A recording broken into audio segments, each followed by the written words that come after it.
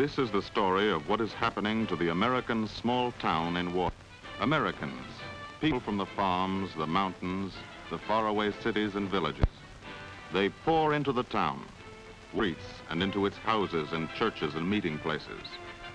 The town is flooded and overwhelmed. It was meant to be a living space for 5,000 to 10,000 people.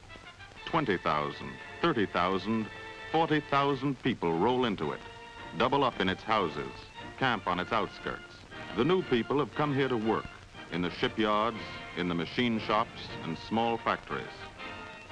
They work hard under the 90-degree sun, in the electric oven heat of the steel bulkheads, the heavy work and the small, exacting, precise work. Then they come off the shift, a friendly, good-natured army, but an army almost without organization. The small community is overwhelmed. Every power plant, pumping station, and grocery store pushed to the limit. They stand in line at the post office, sending money home to the cities and the hill farms. They line up with their laundry. In 3 weeks, they may get it back. Lunch counters jammed up. People being turned away from the diners. They swim on schedule. The lifeguards herd them out. Working in shifts and swimming in shifts.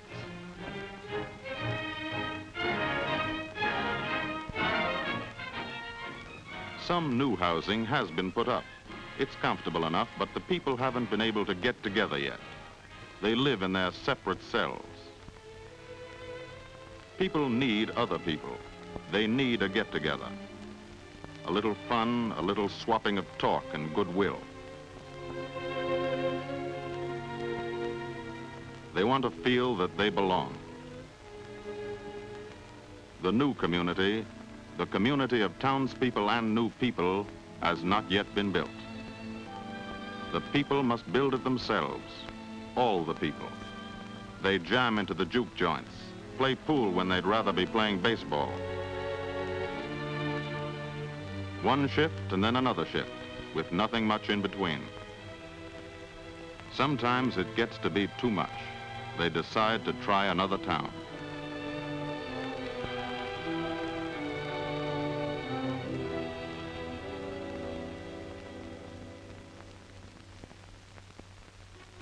This is another town, a town where the people are doing something about it. The town is Silaka, Alabama.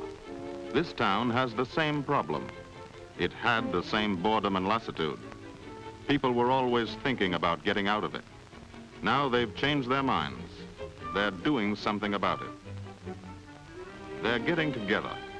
The mayor, the city manager, the civic leaders, army officers from the nearby posts, people from the plant, a man from the Division of Recreation of the United States Federal Security Agency.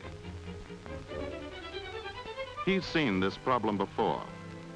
He knows how to help people get it in hand, but the people must do it themselves. They are doing it. They hunt up rooms and boarding places for the newcomers.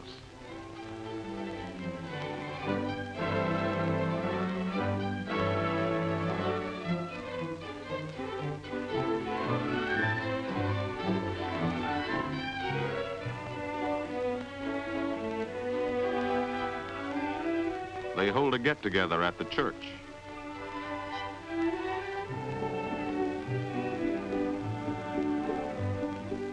The local police help out as guides and advisors.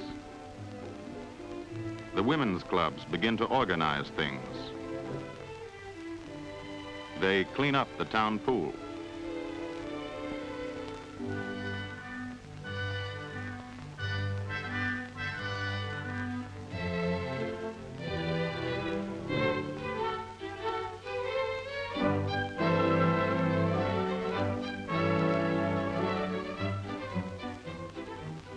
Tennis, Red Cross work and the rest. Sports are good for people, and the Red Cross work is essential. But the main thing is to get people together, cooperating with each other, working together, playing together. A new community is being born. Americans have been making new communities for 300 years and dancing in these communities. Quadrilles under the colonial candles of Williamsburg, dusty hoedowns in the new pioneer towns of Kentucky, square dances in the middle of the Kansas cornfields, miners romping together in the California gold towns. Recreation hall games instead of shooting matches.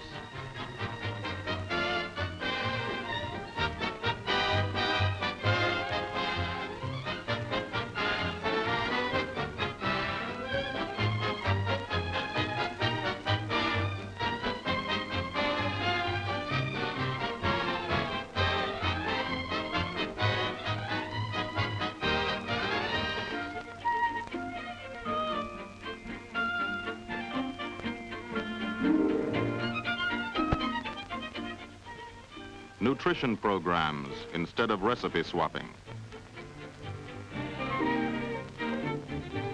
But the impulse is the same. The tradition is the same.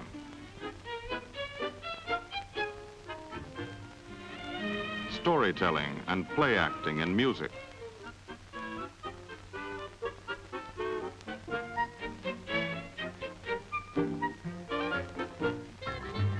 The Negro Boys and Girls Band. They hit it on the beat and take it on down.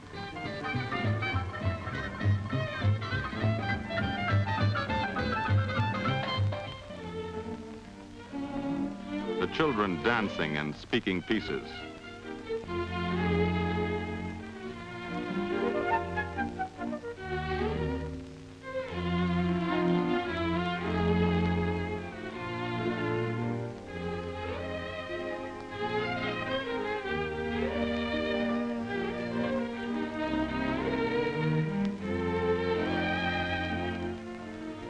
The mothers and fathers looking on.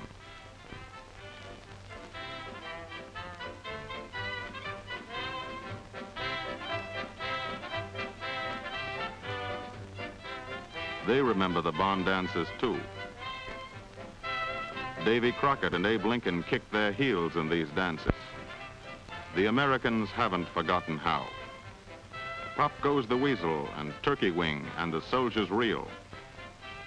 One community did this, one town full of people who belonged there and people who wanted to belong made a new community. Other towns are doing it everywhere in America. Americans finding out how to get together all over again, a good thing in wartime and a good thing afterwards. Now they have a life in common. Now they have something to look forward to. Nobody needs to be walled off or bored or lonely. They go back to work.